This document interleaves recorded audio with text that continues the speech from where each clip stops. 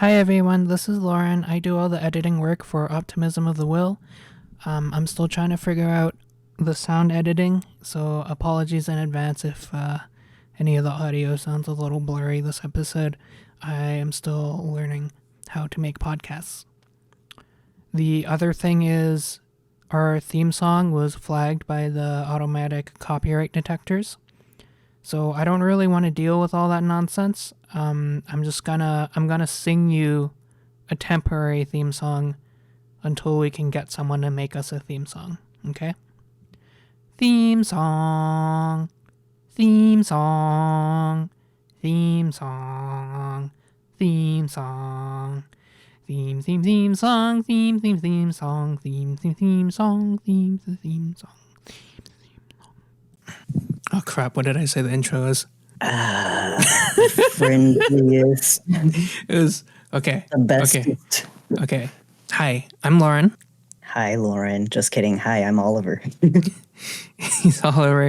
You're listening to Optimism of the Will, the gayest, friendliest, most transgender podcast on the left. Oliver, I have a topic for today, if you'd be so inclined. Yeah, what's that? Well, I think since this will be the first proper episode of Optimism of the Will. Did I say Optimism of the Left earlier? Oh my god. I just woke up. Sorry, guys. Optimism of the Will. Oh my god. If you did, we can just make like really egregious edits. It'll sound like clunky as hell. No.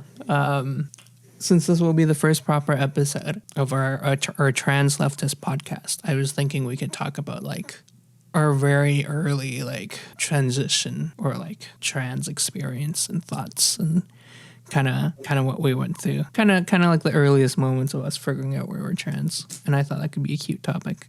I like that idea. Yeah. So what was like the earliest inkling you had that you were trans? Oh my god, I think the most embarrassing thing about like figuring out that I was trans was that if I had known that trans people existed, it would have been like really fucking obvious to me when I was like 12, 13. But because like, you know, I was raised Catholic and my parents were like hyper conservative, and I've told you about this before where like if gay people kissed on TV, my dad would like either like pause it or like fucking turn the TV off and be like, okay, kids, boys and girls do not kiss in real life. It's only on the show. It's only pretend.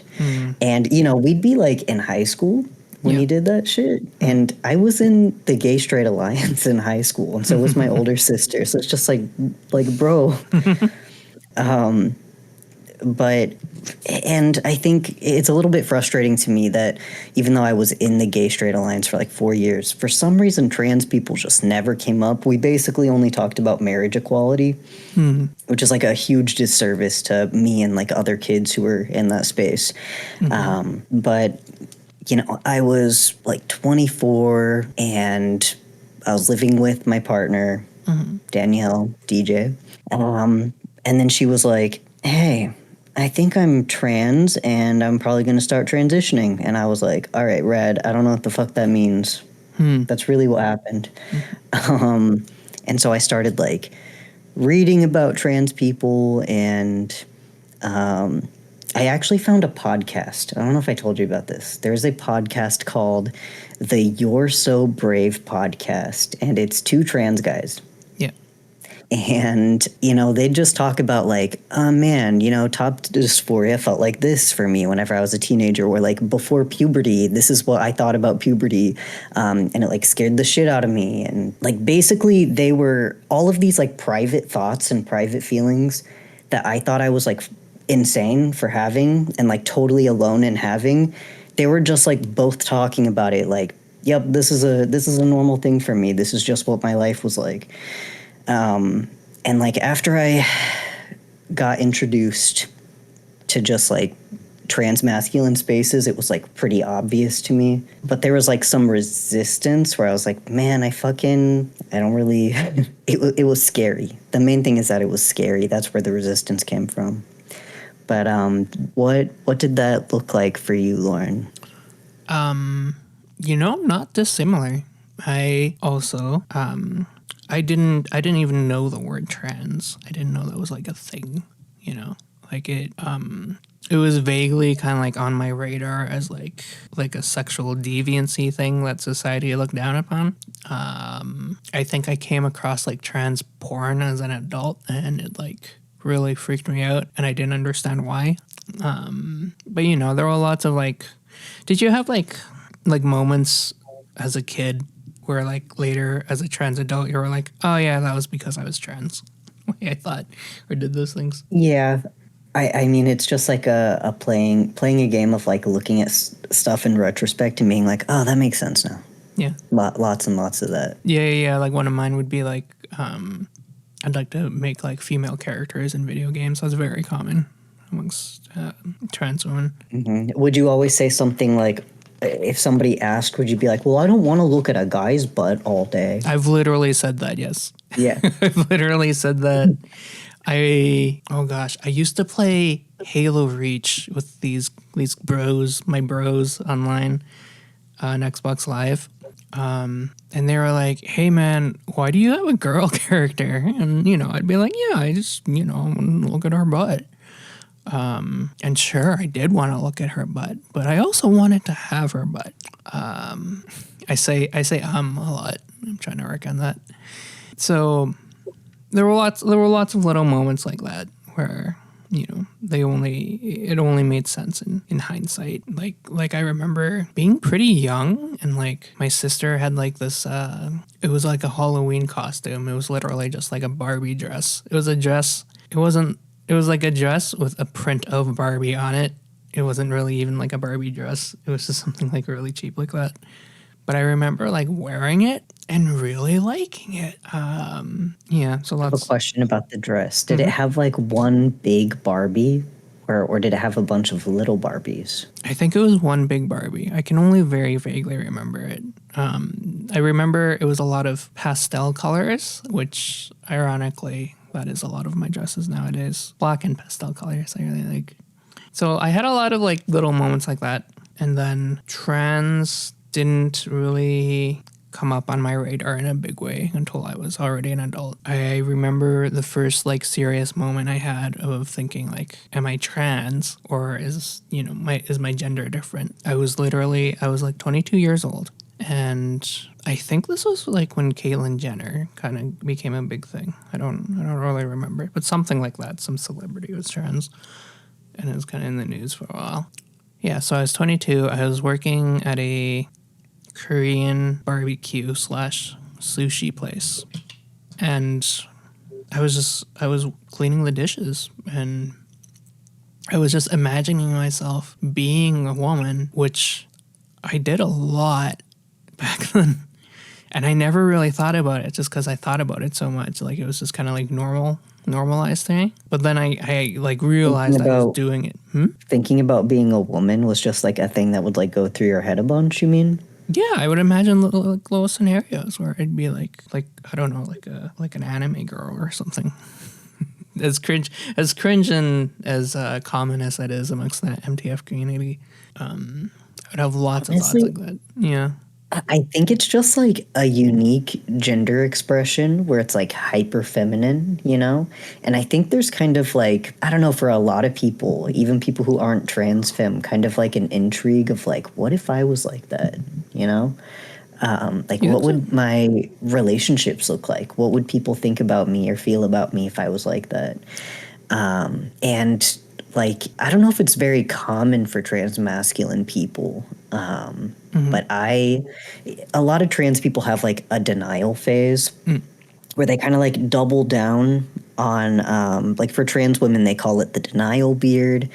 And for trans men, I don't think we have like a specific name. But for me, what that looked like, that kind of denial phase, was hyperfemininity. And there was a couple of years where I was wearing like the huge colored contact lenses and like false eyelashes, just as like oh, I gotta go to Walmart, like the fuck. But that's what I did. I would wear like thigh highs and a little skirt, Like I looked like I was cosplaying, and I would just look like that. I just looked like that for a few years, and I don't know. It was fun, and like even now, I enjoy like playing with like hyper feminine expression, but I like doing it as a guy, Yeah. you know? Yeah. And I feel like one of the things that we kind of associate with that type of expression is sort of like maybe vulnerability, right? I'm not really sure. It's just even sometimes like now if I like cross dress, Yeah. sometimes I do it to like relax, chill Aw. out. Like if I'm really stressed out, I go home and I put on a little outfit. Then it's like I have become the Oliver who has no responsibilities. Like I'm just cute. I'm just the cute Oliver now. I'm not the Oliver who has to like show up and try to fight my managers or whatever like I did a few weeks ago. Yeah. I'm just a little guy. I'm a little guy in a skirt. You are a little guy and it's great.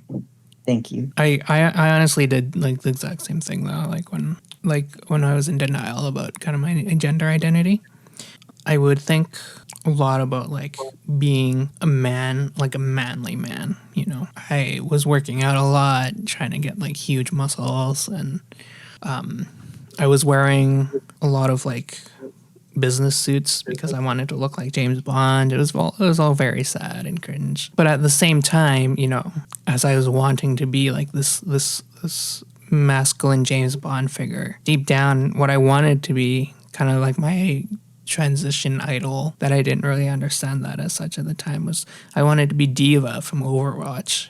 Did you have like a masculine idol that you know wanted to be like? You know, that's a really good question, actually. I can tell you right now that I just want to be Snufkin. Snufkin, who's that? Oh, Snufkin from Moomins. Oh, okay. The guy with the pointy green hat. Isn't he like the dick of the group? No, he's not a dick. He's just like he's kind of quiet, and he's a little bit more serious. And I'm kind of noticing that like I really like that type of person. I used to not like that kind of person and that kind of expression because I used to also like interpret it as like, oh, that guy's an asshole. Like that guy's mean. He's like quietly judging me. When really it's just like you know, sometimes he's like, I don't have anything to say right now, so I'm not gonna like yammer on, I guess. Which like sometimes yammering on is fucking fun as hell. But I don't know. Since I've become a little bit more acquainted with people who are like that, I understand them a little bit better. And I don't really interpret them as like mean like I used to. That makes sense. It's like a sage like masculinity. Someone contemplating. Yeah, and like it is a little bit sage like. And I think sometimes, I think especially in younger men, it can come across as like a little bit more antagonistic, I think, like a little bit threatening. Yeah. So I don't know. It's a little bit difficult because like one of the reasons why I like being like looking feminine, I like doing my nails, and like I have these little stickers on my face for my acne where they're just like little colorful stars. I feel like masculinity is perceived as, especially like stoic masculinity, is perceived as like threatening and intimidating and dangerous and scary for a whole lot of people. But femininity is perceived as like more safe. And that's something that like I kind of deal with. Okay, actually, the whole thing with like bare man discourse, for example, which we're not gonna get into, I don't think right now. It's just as a trans man, something that I navigated and like still navigate every day is, you know, like moving from being perceived as inherently safe because I was perceived as like a white cis woman to being perceived as a queer man. And people's sense of like comfort and safety completely fucking flipped. Because people used to be like very, very comfortable with me, and people would feel comfortable like approaching me, strangers. I mean, this is like a whole thing. I don't know if you want me to go into this. Well, what I wanted to ask was like, how early into your transition was like that moment where like, okay, I'm not being treated like a woman anymore. I'm being treated like a man. Honestly, some of my first ones that were like very noticeable to me was the way that people would behave about their children, Really? especially strangers or neighbors. Yes. So, man, this was like honestly like really hurtful and embarrassing for me, and so it like sticks out in my memory really bad because like I used to provide childcare, and like I worked at a daycare for a year. And I have little siblings, so it's like I've always been good with kids. I've always like spent a lot of time with kids, and no one's ever had a problem with me like spending time with their kids because they're like, hey, that's a white woman. Of Right. course, we'll let the white woman say hello to the child and like interact with her. But man, I was at a grocery store when I was like maybe a year on testosterone. And I wasn't very passing, but I guess I was passing enough in this moment. But there was a mom and a little girl in the checkout lane in front of me. And the little girl was like wearing a dress, like she was dressed up as Elsa. She turned around and was like waving at me and saying hi to me and trying to interact with me as like, 4 or 5 year olds do. They're just like, yo, what's up? And so I was like saying hi to her, and her mom turned around and I was like, oh my gosh, she's so cute. She looks just like Elsa. And then I see the mom's face, and she looks like horrified and fucking disgusted at me. Like she looks like, why the fuck are you interacting with me or my child? Just like pure contempt. And I was like, oh, okay, I guess I shouldn't do that anymore. I would say maybe within like this a 6 month period of that happening, there's a neighbor kid, house right next to me. We have like a fenced in backyard. And that kid used to like, yell at me across the fence and just like be like, hey, what are you doing? I'd be like, I'm mowing the grass, I'm gardening, whatever. Yeah. And it was never a problem. They'd let their kid in the backyard, let their kid talk to me for years. After I started transitioning, there was one time when the kid was doing that, and then the dad came outside and stood on like the back porch and just like kind of like crossed his arms and was like staring at me. And I'm like, okay, he doesn't, he actually ended up like calling the kid back inside, like, hey, you don't need to be doing that. Let's go back inside. So seeing people be like fearful suddenly that I'm interacting with their children, that was like a really big change for me. It was a really dramatic change to see that. Yeah. Yeah. It is. It is completely different. How people treat men and women in regards to like strangers interacting with their kids. I've not had like extended interaction with kids in a while, so I can't really comment on it. But it is pretty different. Yeah. It's very scary to be perceived as a threat. And that's something that like nobody told me about. And I think for most people who are like assigned male at birth, it's probably just like you grow up and that's like a fact of your life that you kind of adjust to probably around like after you have puberty, right? Is that something that you can speak on? There were like weird moments where like I don't know if I can really elaborate on a public forum like our podcast, but like yeah, family have been kind of weird about it. Yeah, I know what you mean. Yeah, it's just there's a subreddit that I check out now and then to like because like I want to have the perspective and like the education to like make sure that I'm I don't know just like up to date with my intersectionality. Yeah. So it's called TMPOC, so like trans masculine people of color or two male people of color. And so it's like non-binary or binary trans men, trans masculine people. And like what you see a lot in that space is for black trans men to experience like an incredibly dramatic shift, like suddenly being perceived like yes, black women go through a lot of shit, But for black men, it's not just the regular shit. It's the regular shit plus being perceived as like a threat everywhere you fucking go. And it's just like, that sounds so hard to deal with. Yeah. Yeah, I imagine it would be. What kind of changes have you noticed with the way people perceive you? Perceived in what sense? Or like, have you noticed the way that people respond to you, like strangers or people that you don't know very well? Have you noticed any changes in that? Like, for example, Oh yeah, yeah. So like if I'm wearing like a cute outfit, older woman will just approach me and tell me my outfit is cute, which I enjoy immensely. I like that a lot. I don't think anyone ever complimented my outfit when I was a guy. I don't think that ever came up.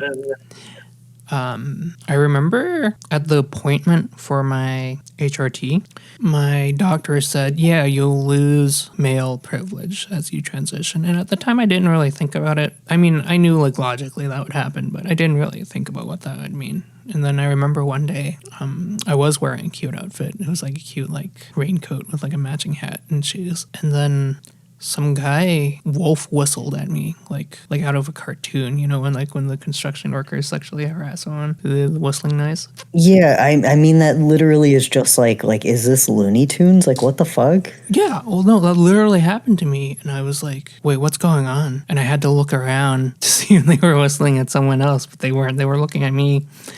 That was wild. I never had something like that happen to me before. I used to be able to walk wherever I want without being sexually harassed. And so it was funny. Once I began transitioning, that changed. I would get sexually harassed just like going out in the street. Like people would just like come up to talk to me, or like they'd even like follow me and stuff. Just creepy stuff like that, right? And then I gained weight, and then they stopped sexually harassing me. So it was a weird. I don't know. It was like experiencing all sides of the coin. I guess I didn't experience it as like a hot guy. I was never really a hot guy, but as a hot woman, yeah. And then I don't know. My friend Riley calls it. She says that she has ugly woman privilege because she hasn't had to deal with like getting catcalled. And of course, it's like it's fucking absurd that she would like say ugly to describe herself. But what she means by ugly is like not appealing to like the fucking cis het man eye, because she's gay and like she looks gay. Yeah. And so she's more likely to be like left alone a little bit. And like I before I started transitioning, dealt with that shit too, where there'd be catcalling. But I think also because I'm very small, I'm 5'2", people felt very comfortable just coming up to me, men in particular, like asking what my name was and Yeah. What's with talking that? about my outfit. Yeah. Yeah. Asking for my phone number. There were a few times where like somebody would be asking for my phone number, but it was like I would tell them no, and I'd try to say it in a nice way, like, oh, sorry, I have a boyfriend, or like oh no, I don't think so, I think I'd rather not, but it's nice to meet you though, or something. And then they'd just keep pushing, and like that would feel kind of like scary. But the thing that's like hard about this for me is I think because I was raised Catholic and had like abusive parents and shit. I don't know, when you're raised Catholic, they practically raise you with like they plant the seed in your head if you're a girl that like you are like just gonna be an object for your husband, and that's like your whole fucking life purpose. Like you're here to like procreate. And I definitely like internalized that. And I didn't have anybody in my life to like point out that like that shit's wrong and it's not true.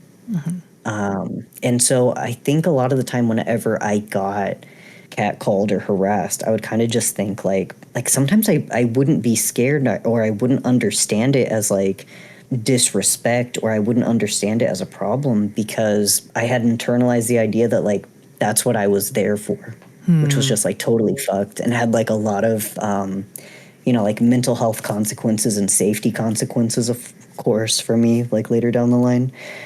Yeah, misogyny is a wild fucking thing to deal with. It is. It is. So your parents set up like kind of these very early gendered expectations for you. So you explained how like they kind of shaped your idea of femininity. Do your father was a very toxic figure. Do you think he kind of shaped your idea of masculinity? Oh, that's a really good question. I mean, it's something that kind of evolved over time. And I feel like I had kind of confused ideas about gender whenever I was a kid, genuinely. Man, conservatives are going to eat that up. But it's just I don't know. There were a lot of like reinforcements, I think, of gendered expectations whenever I was a kid, which, like, that's often the case for anybody who grows up in like a conservative family, I'd say. And it just seemed like my older sister was willing and able to adhere to the path that was set out for her, where it's like, what you're going to do is you're going to like find a guy and you're going to get married, and that's going to be like the best day of your life. And you're going to wear dresses, and you're going to like, you're going to play with these toys but not those toys. And like, for my older sister, it was just like, it almost seemed like she was like born for the fucking role that they wanted her to play. Like, she was like completely like natural and like excited about it. And it often made me kind of feel like, what the fuck is wrong with me that like I can't just be like my sister? That my sister is like playing with Barbies, but I don't like them. Sometimes I would think like there's something wrong with one of us. That's often kind of what I would think whenever I was younger. Whenever it comes to like my view of masculinity, or like my idea of masculinity, I think I often saw masculinity in like opposition to femininity, which, like, that's kind of like what patriarchy is a little bit, right? And like what misogyny is, where there's normal, there's like, in quotation marks, of course, and that's like masculinity. And then there's the other, and the other is femininity. And I really think that's what the gender construct looked like in my head when I was pretty little.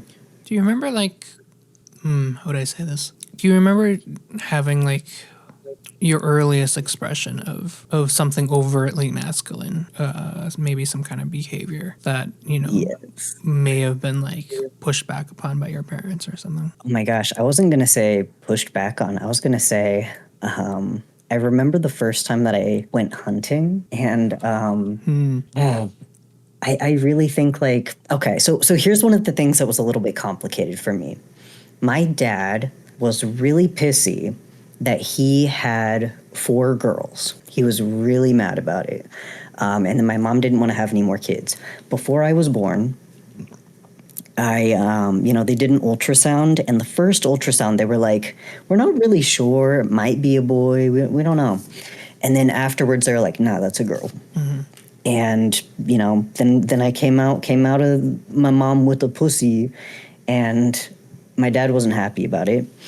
But like, I always kind of I'm like one of those stereotypical trans people a little bit, where it's like I was a little bit more like leaning into like masculine stuff a lot of the time when I was young. And my dad would like kind of encourage that, because I think I kind of was like the surrogate boy growing up. I think my dad wanted a boy so bad that he would let me and my siblings just be like masculine kids. Joke's on him. Yeah, and now he doesn't have a son because I do not accept him as my father. Yeah, yeah. What, did you kill an animal though? Like, what happened? Oh, right. With hunting. So, whenever you go hunting, it's usually going to be in like fall, winter. It's going to be cold outside. Usually you're going very early in the morning, so it's very cold. And so you got to get like dressed up in like thermals, like in layers. And so I remember the first time I wore, do you know what long johns are? Yeah, yeah.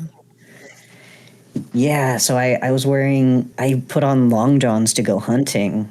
And I remember just being like, LMAO, like, it has a fly. Like, what is this? What is this for?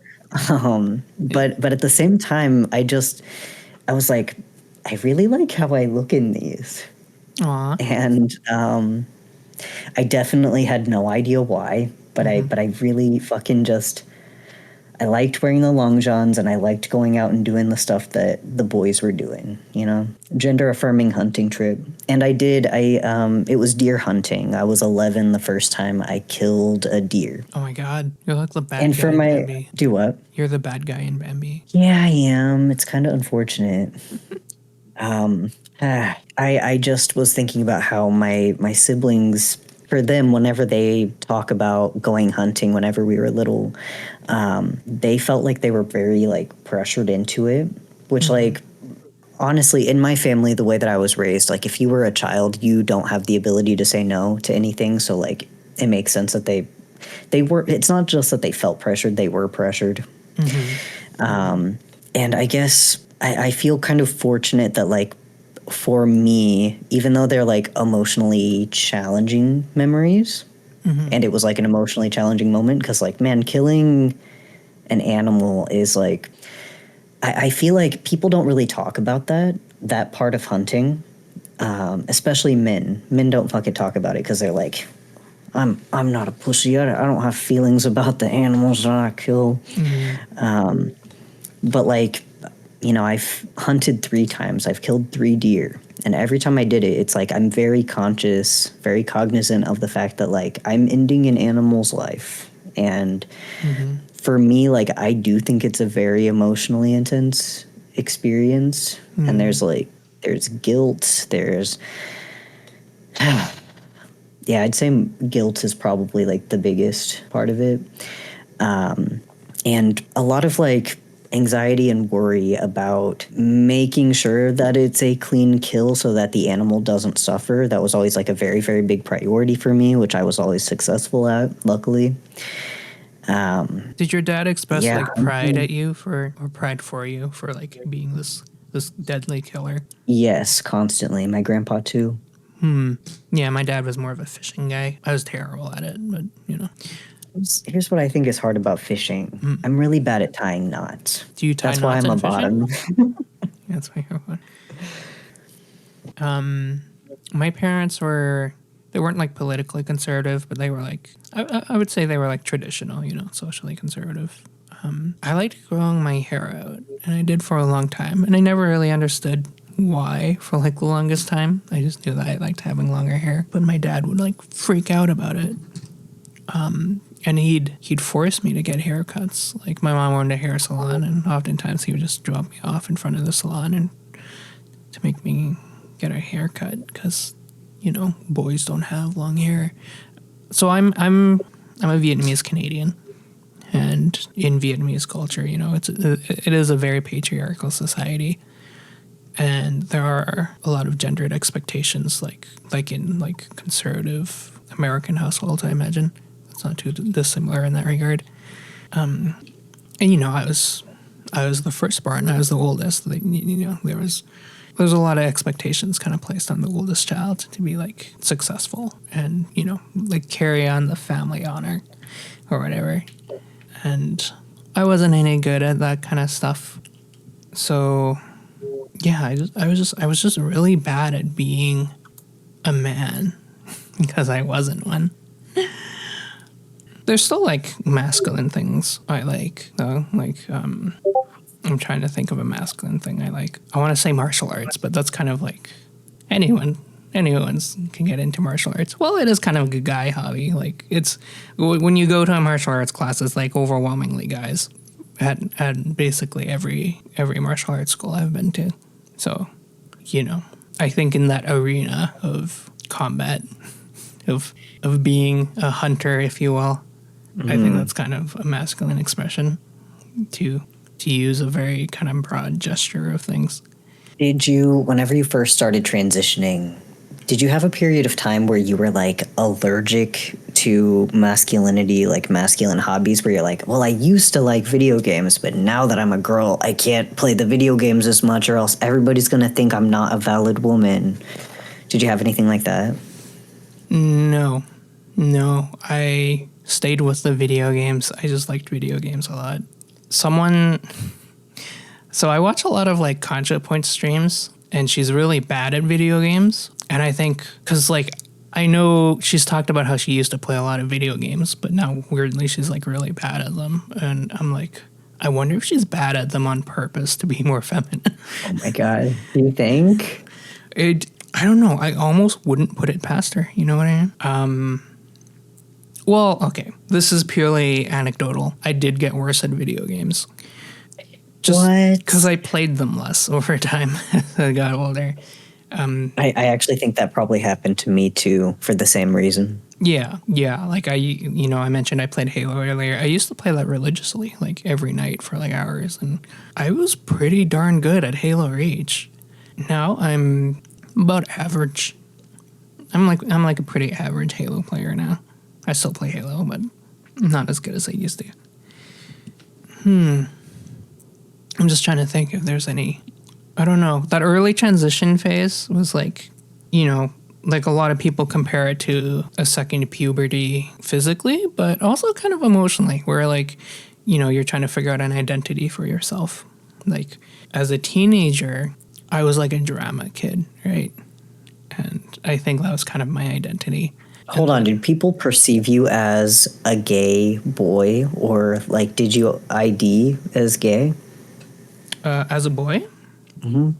No, I was bi, but I lived in small town Alberta, and Alberta, for those of you who don't know, is kind of like Canada's Texas. It's a very, I don't know, it's a conservative leaning place. They vote conservative, lots of churches, that kind of thing.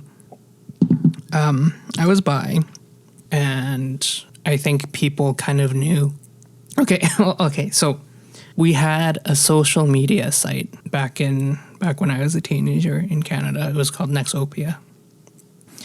And you could put your sexual orientation on it. And I put bisexual, which I was, but you could also fill out other personal details. Like I said I was under 5 feet, but also like 250 pounds. It's just like wildly inaccurate things. But people latched onto the bi stuff. So, there'd be like hushed whispers about it in my social circles. Like, Wow, really? bi. Yeah, that was legitimately like a scandal for small town Alberta. Did you actually had like on your bio, you said that you were less than 5 feet tall. Yeah. And you said you were 250 pounds. Yeah. And you said you were bi. And the other two things, they were like, oh, that's very silly. But the bisexual thing, they were like, that F slur. Yeah, exactly. I don't know. I think I always had kind of fruity vibes. But yeah, so that like early transition phase of like trying to figure out what kind of woman I wanted to be, I had a lot of different ideas for that. I was like, oh, I could be a goth woman. That could be cool. Turns out being goth is like really expensive and not really my vibe. For a while, I thought... It's a lot of work. Yeah. Being goth.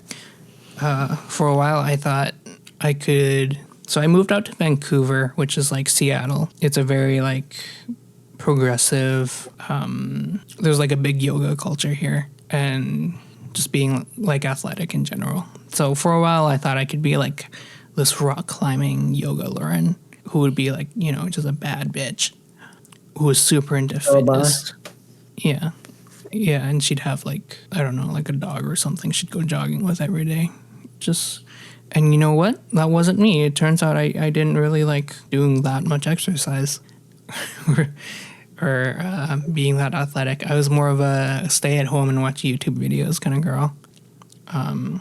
But like, once I was at like a couple months into my transition, I just threw away all my guy clothes because I couldn't stand to look at it. And then... But I hadn't replaced it yet. So I basically had like no clothes for a while. Just like whatever cheap outfits. How many outfits did you have? I don't remember, but it wasn't a lot. I was definitely recycling pieces like pretty often, and it took me a while to build up clothes. Did you have like so like very early transition? Did you have like a very solid idea of what Oliver as a man was gonna be like, or did you have to like kind of try out different identities for yourself first? I had no fucking idea. And also, something about me is the way that I was raised with all the abuse and neglect and stuff. When I look back on it, I did not have like a proper like forming identity phase that a lot of people have around like first puberty. And it could be because like I had really bad dysphoria and I was uncomfortable with myself. Like, how do you form like an identity, a personal identity, a social identity, if you're being forced to live the wrong fucking gender identity, right? Weren't you like a Like, cosplay girl though?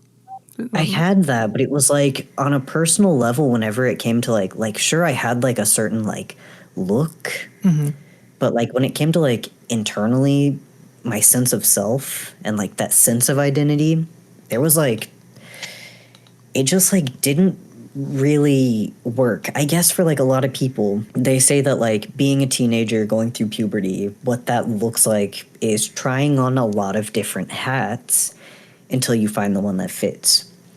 And I kind of had like an endless cycling of hats and like nothing worked. And I internally, like internal sense of self wise, it was really disorienting. It felt sort of like, I don't know, like lonely, I guess, because what I noticed whenever I did finally like build a good sense of identity, like after transitioning and after getting good therapy, it feels like you're not totally alone because you are with yourself. Like yourself is a person that you're with all the time, and that person feels certain ways about different things, has certain values, has, you know, like certain reactions and behaviors, like wants and desires and things. When I was like denied that personal identity growth as like a teenager, it really often felt like, and even like through a lot of my 20s, kind of just felt like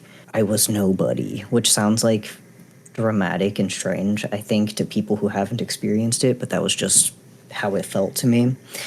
But whenever it came to like what kind of guy am I going to be, it was kind of like I knew that being a girl didn't work and I needed to do something else. I had already tried very hard. And like it was pretty clear that I was living the wrong gender identity up to that point.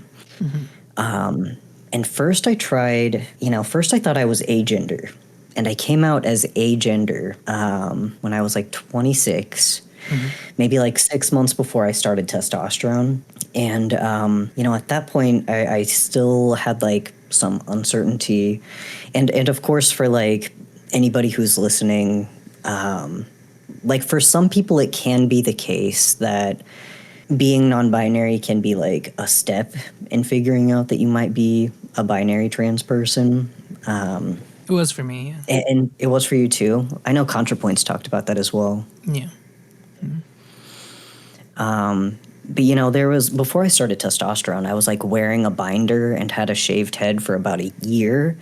A shaved head. And I was just kind of like, huh? A shaved head. Yeah, I feel like it didn't really look great on me, and my girlfriend said that I looked like Eminem. Well, I was thinking like like a skinhead, like a white supremacist.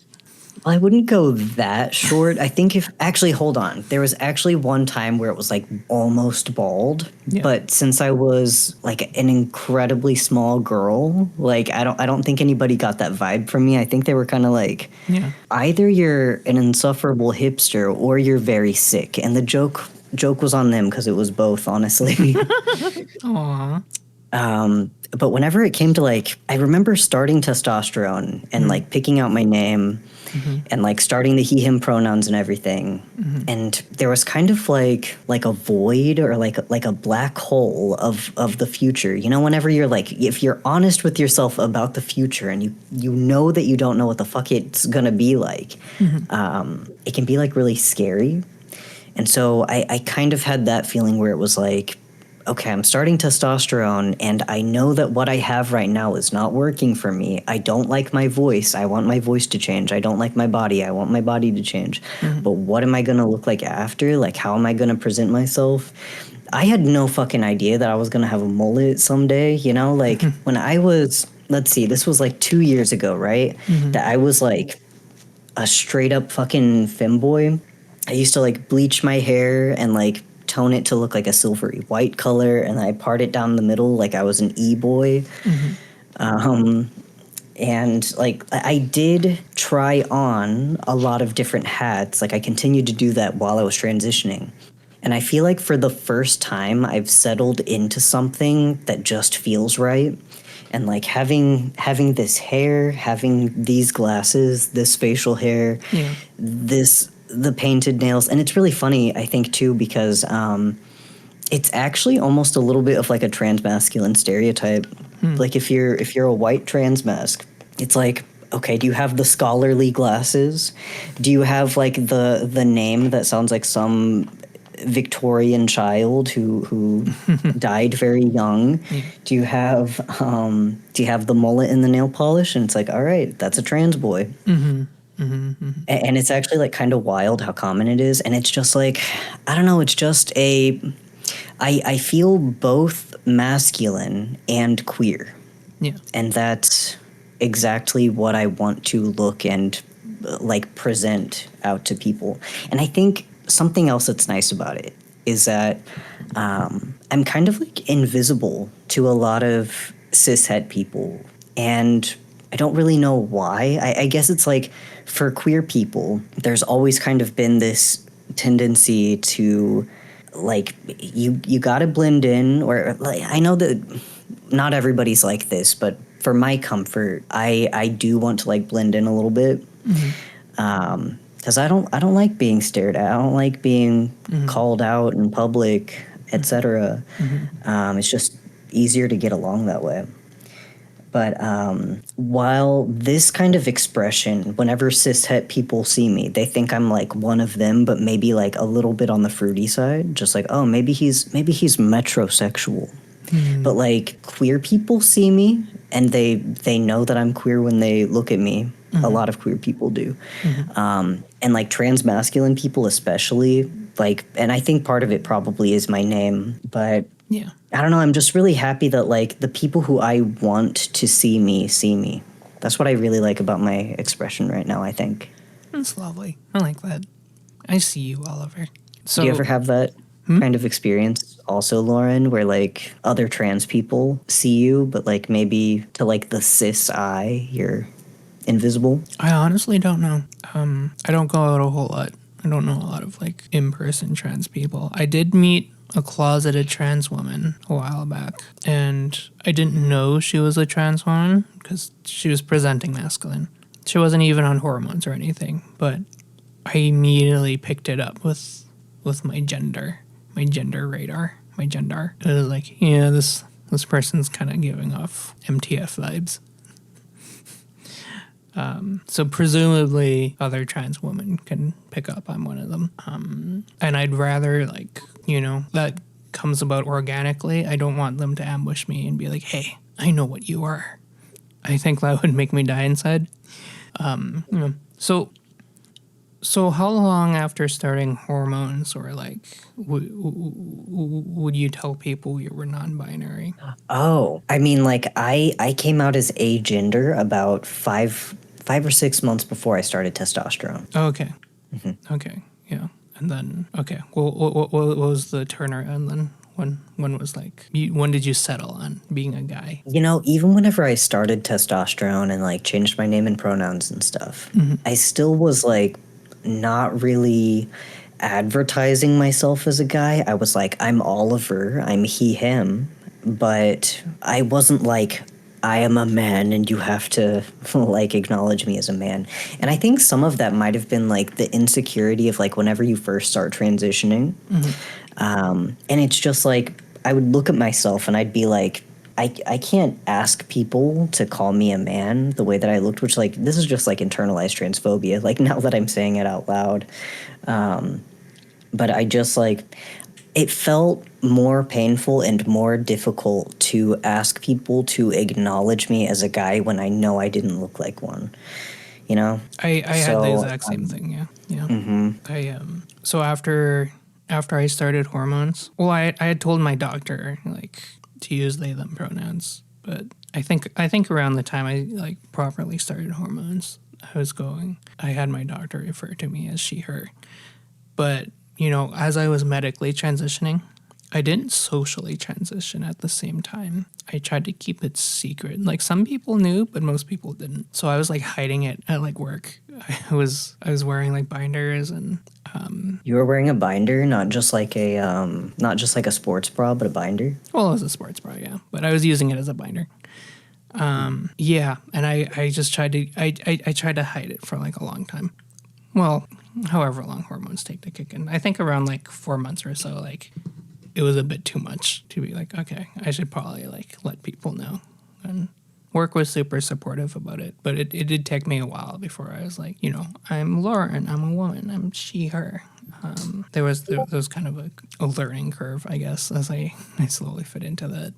So whenever you came out at work, you didn't say I'm Lauren, she, her. You're like, hey, I think I'm trans, so if y'all could be cool about it.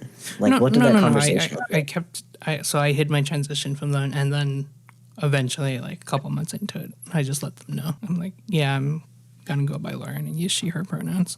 They were super cool about it. I think that's like much more common among trans femmes, trans women, compared to trans masculine people. I think for trans women, I often see that like period of like boy moding where it's like I'm on HRT, but I'm not socially transitioning for maybe like 6 months or a year or maybe even longer than that, depending on your circumstances. For a lot of trans masculine people, it's like, at least for me and for a lot of people that I know, it's like, all right, this is my name now. These are my pronouns now. Like fuck you if you're gonna say something different. Like I came out and I ended up like blocking or unfriending a lot of people who had been in my life. What do you think that is? What do you think that difference comes from? I think it's because trans misogyny is really fucking intense and severe. That makes sense. Yeah. Yeah, I feel like the social punishment for transitioning to be more feminine. I think, especially like if you aren't passing and you don't look like very feminine, people are really, really fucking bad to you. And that like includes just strangers. Yeah. Like if you work at retail, like any customer you deal with, if you are a person shopping in a retail environment, like somebody might be like trying to take a picture of you, somebody might be like calling you out or like following you or like saying shit to you. Like I've just seen shit like that happen so many times to my girlfriend, to like other trans feminine people in my life. That's happened to me. Yeah. But for trans men and trans masculine people, if you look like a butch girl or a woman with short hair, like the social punishment for that is like sometimes there isn't one. It depends on like where you live, Yeah. who you surround yourself with. But like, women with short hair or women with masculine presentations, if that's what like people are perceiving you as, they often won't make a big deal out of it because it's like a fairly normalized presentation. And like people aren't going to necessarily assume that you're trans. They're just going to be like, hey, it's another one of those short hair girls, whatever. And like, your pronouns aren't going to get respected. Like maybe you're going to get called ma'am, even though you don't want to be called ma'am. But people aren't going to follow you and take pictures of you unless they're just doing it for like normal misogyny reasons, like we were talking about earlier. Yeah. Yeah. Do you remember? Do you remember the first time you used a male bathroom or like a change room or something like that? One And of the first were times they I weird did, about it? the first time I remember using a men's restroom, I think this was like 10 years before I started transitioning. Yeah. And I was in Washington, D.C. I was on an orchestra trip. Like we drove all the way from Missouri to D.C. And we were like playing in some competitions or whatever, but then we'd also get some time to like chill out and do whatever, like touristy shit. And what's the this is gonna be really embarrassing for me to ask this. Is it called, what's the pool? The big fucking like long as hell like swimming pool ass thing. It's not a pool, it's like a fountain, and it's like the Lincoln statue is up in the building up there. Do you know what I'm talking about? The reflection pool. The reflection pool. We were walking around by the reflection pool and I really had to pee, and the women's bathroom, the line was like super long, and I was like, fuck it, I have short hair. I'm just gonna go in the men's bathroom. But like I looked like a girl. I was dressed like a fucking girl, and like I got a lot of looks like, why the fuck are you in here? But like point is like I kind of had a habit from then of like occasionally using the men's room, because like usually there would be no consequences except people being like, like give me a funny look. Oh yeah, that's But like definitely of not a course thing for trans women. yeah, for trans women, like if you just look like a guy, if you haven't started transitioning or people perceive you as a guy and you go in the women's bathroom, it's like people will freak the fuck out. Yeah. And I remember I started using the men's bathroom full time because before I transitioned, like before I started transitioning, whenever I was like, oh, I think I'm non-binary, I have the shaved head and I'm wearing a binder, but otherwise, like, I just look like a woman. I went to a bathroom in an airport, a women's bathroom, and a lady who was cleaning the bathroom, who worked there, approached me, and she like started like pointing at me, like got up in my fucking face, and she's like, hey, you're a boy, you're not supposed to be in here. And I didn't know what the fuck to do, so then I just went and she heard my voice, and that's when and you know, that was before I started testosterone. So then she was like, oh my gosh, I'm so sorry. And then she left me alone because she was like, oh, you're clearly a girl since I've heard your voice. And like when that happened, it scared me enough that I was like, maybe I shouldn't be using the women's restroom anymore. And I downloaded this app called Refuge Restroom. Yeah. And you know, it's an app to like help you locate gender neutral bathrooms. And for like, honestly, maybe like my first year of transitioning, like I would like specifically seek out gender neutral bathrooms, but I think that was maybe the last time I used a women's restroom, because I was just like scared after that. Okay. So we have been going for about an hour. I think we're good to wind down now. Yippee! All right. So Oliver has been workshopping his outro. Oliver. Oh yeah. So here's my outro. Keep swagging it. That's it. Just keep swagging it. Yeah. That's great. I kind of liked humming the Final Fantasy song when you finish the boss battles. Da da da da da da. It's like you accomplished something. Right. So this episode of Optimism of the Will has been brought to you by us. We did it. We put in the work. Support us on Patreon. Okay, I think that's it. I think we had a really good conversation today. I think so too. Okay. It was really fun talking to you. Yeah, it's great talking to you. Okay. All right. Thank you everyone for listening, and we will catch you next time on Optimism of the Will. Keep swagging it. Keep swagging it. Do, do, do, do, do, do. Boop.